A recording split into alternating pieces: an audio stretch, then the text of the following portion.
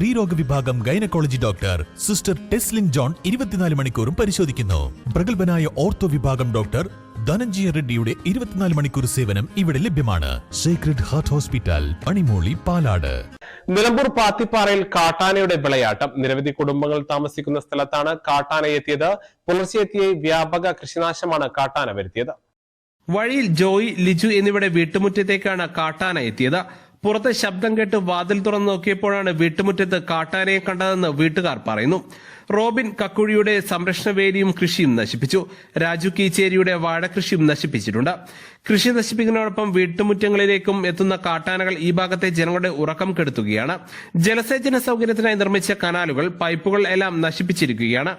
ജനങ്ങൾ വിവരം അറിയിക്കുമ്പോൾ വനപാലകർ വന്നു പോകുകയെന്നല്ലാതെ മറ്റൊരു പരിഹാര മാർഗവുമില്ലെന്ന് നാട്ടുകാർ പറയുന്നു. രാവിലെ ടാപ്പിങ്ങിന് പോകുന്ന തൊഴിലാളികൾക്ക് മുൻപിലേക്ക് കാട്ടാനകൾ എത്തുന്നതും ആശങ്ക സൃഷ്ടിക്കുന്നുണ്ട്. കരിമ്പുഴ നീന്തിക്കടന്നാണ് കാട്ടാന പാത്തിപ്പാറയിലേക്ക് എത്തുന്നത്. നിലമ്പൂർ നഗരത്തിലേക്ക് ഉൾപ്പെടെ കാട്ടാനകൾ എത്തിയതോടെ വന്യമൃഗ ഭീഷണി ഉയർന്നിരിക്കുകയാണ്. എന്നാൽ വനം വകുപ്പ് യാതൊരുവിധ നടപടിയും എടുക്കുന്നില്ല. News bureau, Nilambur.